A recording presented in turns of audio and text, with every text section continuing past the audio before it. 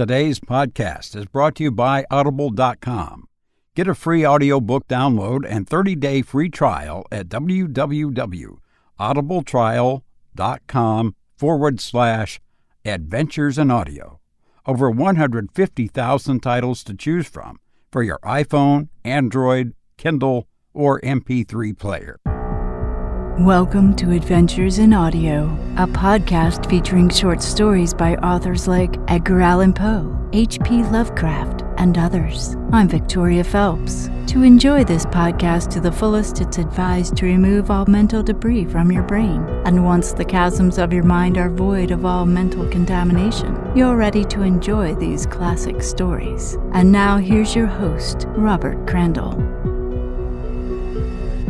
Greetings, dear friends. I'm Robert Crandall, your host. I'm glad you've chosen to listen to this podcast. I'm delighted with your presence. We are now on Stitcher and iTunes, as well as other directories, but you can always find the podcast at adventuresinaudio.net. Each week I will read a story of horror, mystery, crime, and related genres. No need to read, I'll read it for you. Just kick back and relax and enjoy the story. If you like listening to stories, you should check out Audible.com's free offer. Right now you can sign up for a 30-day free trial and receive a free audiobook. You'll find audiobooks like Edgar Allan Poe, The Complete Stories, The Dark World of H.P. Lovecraft, several of Arthur Conan Doyle, and by this episode's author, Saki. One audiobook titled The Short Stories of Saki, 65 of Saki's most popular tales. Audiobooks are so nice you can listen in the car, entertain the kids, and they make a great gift. Over 150,000 titles to choose from. So get your 30-day free trial and a free audiobook. Go to www.audibletrial.com/adventures in audio. And also, by the way, I am a voiceover provider. If you need a radio or TV commercial or anything else, corporate narration, explainer video, send me an email to robert.c850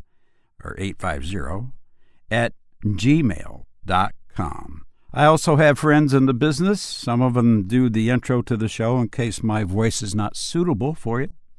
We'll get your project handled. Now, on this episode, we're going to hear a story about a beast that devours animals of all kinds, but it is especially fond of little children. The story, Gabriel-Ernest by Saki.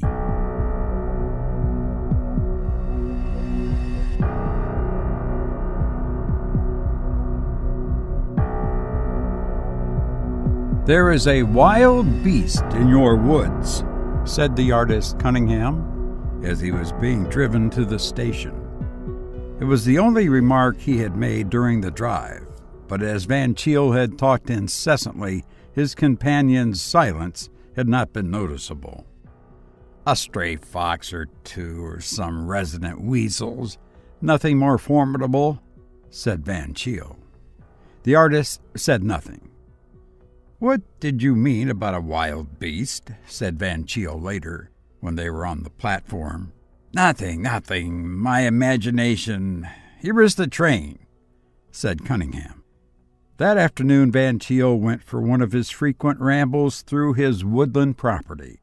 He had a stuffed bittern in his study and knew the names of quite a number of wild flowers. So his aunt had possibly some justification in describing him as a naturalist.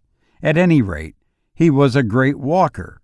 It was his custom to take mental notes of everything he saw during his walks, not so much for the purpose of assisting contemporary science as to provide topics for conversation afterwards.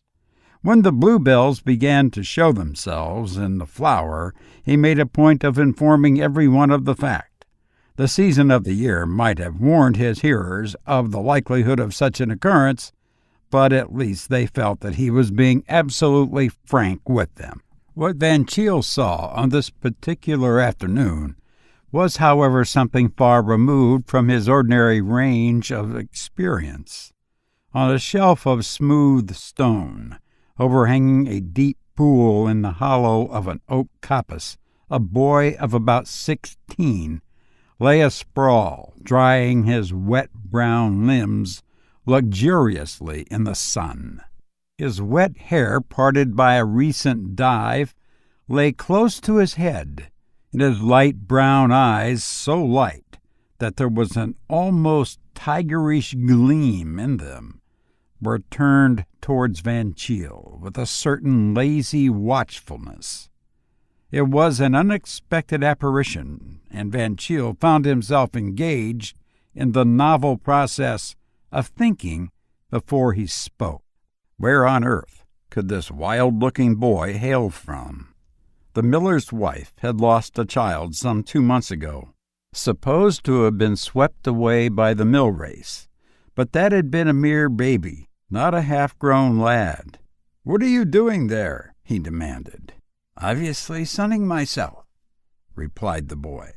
"Where do you live?" "Here in these woods." "You can't live in the woods," said Van Cheele. "They're very nice woods," said the boy with a touch of patronage in his voice. "But where do you sleep at night?" "I don't sleep at night. That's my busiest time." Van Cheele began to have an irritated feeling that he was grappling with a problem that was eluding him. "What do you feed on?" he asked. "Flesh," said the boy, and he pronounced the word with slow relish, as though he were tasting it. "Flesh? What flesh?" "Since it interests you. Rabbits, wild fowl, hares, poultry, lambs in their season, children when I can get any. They're usually too well locked in at night when I do most of my hunting. It's quite 2 months since I tasted child flesh." Ignoring the chaffing nature of the last remark, Van Cheele tried to draw the boy on the subject of possible poaching operations. "You're talking rather through your hat when you're speaking of feeding on hares." Considering the nature of the boy's toilet, the simile was hardly an apt one. "Our hillside hares aren't easily caught. At night I hunt on 4 feet, was the somewhat cryptic response. "I suppose you mean that you hunt with a dog," hazarded Van Cheele. The boy rolled slowly over on his back and laughed, a weird low laugh that was pleasantly like a chuckle and disagreeably like a snarl. "I don't fancy any dog would be very anxious for my company, especially at night." Van Cheele began to feel that there was something positively uncanny about the strange-eyed, strange-tongued youngster. "I can't have you staying in these woods," he declared authoritatively. "I fancy you'd rather have me here than in your house," said the boy. The prospect of this wild, nude animal in Van Cheele's primly ordered house was certainly an alarming one. "If you don't go, I shall have to make you," said Van Cheele. The boy turned like a flash, plunged into the pool, and in a moment had flung his wet and glistening body halfway up the bank where Van Cheele was standing. In an otter, the movement would not have been remarkable. In a boy, Van Cheele found it sufficiently startling. His foot slipped as he made an involuntary backward movement, and he found himself almost prostrate on the slippery, weed-grown bank, with those tigerish yellow eyes not far from his own. Almost instinctively, he half raised his hand to his throat. The boy laughed again, a laugh in which the snarl had nearly driven out the chuckle. And then, with another of his astonishing lightning movements, plunged out of view into a yielding tangle of weed and fern. "What an extraordinary wild animal," said Van Cheele as he picked himself up, and then he recalled Cunningham's remark. "There is a wild beast in your woods." Walking slowly homeward, Van Cheele began to turn over in his mind various local occurrences which might be traceable to the existence of this astonishing young savage. Something had been thinning the game in the woods lately. Poultry had been missing from the farms.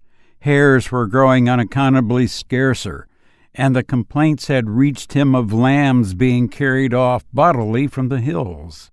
Was it possible that this wild boy was really hunting the countryside in company with some clever poacher dogs? He had spoken of hunting 4-footed by night, but then again he had hinted strangely at no dog caring to come near him, especially at night. It was certainly puzzling, and then, as Van Cheele ran his mind over the various depredations that had been committed during the last month or two, he came suddenly to a dead stop, alike in his walk and his speculations. The child missing from the mill 2 months ago, the accepted theory was that it had tumbled into the mill race and been swept away. But the mother had always declared she had heard a shriek on the hill side of the house, in the opposite direction from the water. It was unthinkable, of course, but he wished that the boy had not made that uncanny remark about child flesh eaten 2 months ago. Such dreadful things should not be said even in fun. Van Cheele, contrary to his usual wont, did not feel disposed to be communicative about his discovery in the wood. His position as parish councilor and justice of the peace seemed somehow compromised by the fact he was harboring a personality of such doubtful repute on his property. There was even a possibility that a heavy bill of damages for raided lambs and poultry might be laid at his door. At dinner that night he was quite unusually silent. "Where's your voice gone to?" said his aunt. "One would think you'd seen a wolf." Van Cheele, who was not familiar with the old saying, thought the remark rather foolish. If he had seen a wolf on his property, his tongue would have been extraordinarily busy with the subject. At breakfast next morning, Van Cheele was conscious that his feeling of uneasiness regarding yesterday's episode was not wholly disappeared, and he resolved to go by train to the neighboring cathedral town, hunt up Cunningham, and learn from him what he had really seen that had prompted the remark about a wild beast in the woods. With this resolution taken, his usual cheerfulness partially returned, and he hummed a bright little melody as he sauntered to the morning room for his customary cigarette. As he entered the room, the melody made way abruptly for a pious invocation. Gracefully asprawl on the ottoman, in an attitude of almost exaggerated repose, was the boy of the woods. He was drier than when Van Cheele had last seen him, but no other alteration was noticeable in his toilet. "How dare you come here?" asked Van Cheele furiously. "You told me I was not to stay in the woods," said the boy calmly. "But not to come here. Supposing my aunt should see you." And with a view to minimizing that catastrophe, Van Cheele hastily obscured as much of his unwelcome guest as possible under the folds of a Morning Post. At that moment his aunt entered the room. "This is a poor boy who has lost his way and lost his memory. He doesn't know who he is or where he comes from," explained Van Cheele desperately, glancing apprehensively at the waif's face to see whether he was going to add inconvenient candor to his other savage propensities. Miss Van Cheele was enormously interested. "Perhaps his underlinen is marked," she suggested. "He seems to have lost most of that, too," said Van Cheele, making frantic little grabs at the Morning Post to keep it in its place. A naked, homeless child appealed to Miss Van Cheele as warmly as a stray kitten or a derelict puppy would have done. "We must do all we can for him," she decided, and in a very short time a messenger, dispatched to the rectory, where a page boy was kept, had returned with a suit of pantry clothes and the necessary accessories of shirt, shoes, collar, etc. Clothed, clean, and groomed, the boy lost none of his uncanniness in Van Cheele's eyes, but his aunt found him sweet. "We must call him something till we know who he really is," she said. "Gabriel-Ernest, I think those are nice, suitable names." Van Cheele agreed, but he privately doubted whether they were being grafted onto a nice, suitable child. His misgivings were not diminished by the fact that his staid and elderly spaniel had bolted out of the house at the first incoming of the boy, and now obstinately remained shivering and yapping at the farther end of the orchard, while the canary, usually as vocally industrious as Van Cheele himself, had put itself on an allowance of frightened cheeps. More than ever, he was resolved to consult Cunningham without loss of time. As he drove off to the station, his aunt was arranging that Gabriel-Ernest should help her entertain the infant members of her Sunday school class at tea that afternoon. Cunningham was not at first disposed to be communicative. "My mother died of some brain trouble," he explained, "so you will understand why I am adverse to dwelling on anything of an impossibly fantastic nature that I may see or think that I have seen." "What did you see?" persisted Van Cheele. "What I thought I saw was something so extraordinary that no really sane man could dignify it with the credit of having actually happened. I was standing, that last evening I was with you, half hidden in the hedge-grove by the orchard gate, watching the dying glow of the sunset. Suddenly I became aware of a naked boy, a bather from some neighboring pool. I took him to be who was standing out on the bare hillside also watching the sunset. His pose was so suggestive of some wild faun of pagan myth that I instantly wanted to engage him as a model, and in another moment I think I should have hailed him. But just then the sun dipped out of view, and all the orange and pink slid out of the landscape, leaving it cold and gray. At the same moment, an astounding thing happened. The boy vanished, too." "What? Vanished away into nothing?" asked Van Cheele excitedly.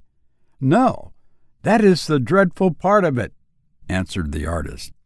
"On the open hillside where the boy had been standing a second ago stood a large wolf, blackish in color, with gleaming fangs and cruel yellow eyes. You may think—" But Van Cheele did not stop for anything as futile as thought. Already he was tearing at top speeds toward the station. He dismissed the idea of a telegram. Gabriel-Ernest as a werewolf was a hopelessly inadequate effort at conveying the situation, and his aunt would think it was a code message to which he had omitted to give her the key. His one hope was that he might reach home before sundown. The cab which he chartered at the other end of the railway journey bore him with what seemed exasperating slowness along the country roads, which were pink and mauve with the flush of the sinking sun. His aunt was putting away some unfinished jams and cake when he arrived. "Where is Gabriel-Ernest?" he almost screamed. "He's taking the little Toop child home," said his aunt. "It was getting so late I thought it wasn't safe to let him go back alone. What a lovely sunset, isn't it?" But Van Cheele, although not oblivious to the glow of the western sky, did not stay to discuss its beauties. At a speed for which he was scarcely geared, he raced along the narrow lane that led to the home of the Toops. On one side ran the swift current of the mill stream. On the other rose the stretch of bare hillside. A dwindling rim of red sun showed still in the skyline, and the next turning must bring him in view of the ill-assorted couple he was pursuing. Then the color went suddenly out of things, and a gray light settled itself with a quick shiver over the landscape. Van Cheele heard a shrill wail of fear and stopped running. Nothing was ever seen again of the Toop child or of Gabriel-Ernest, but the latter's discarded garments were found lying on the road, so it was assumed that the child had fallen into the water and that the boy had stripped and jumped in a vain endeavor to save it.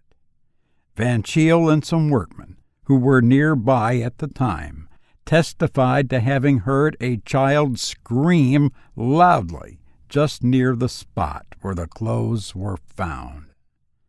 Mrs. Toop, who had 11 other children, was decently resigned to her bereavement, but Miss Van Cheele sincerely mourned her lost foundling.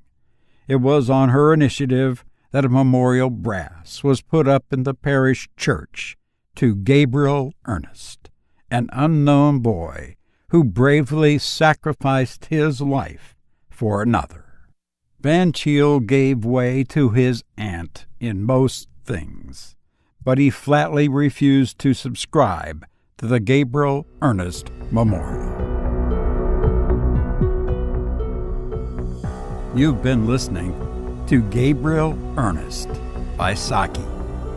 Now that the mental debris has been removed and the chasms of your mind have been purged of contamination and restored with substance, you are ready to rejoin the living. Caution is advised. I hope you'll visit again soon, and I hope all is well. Thank you.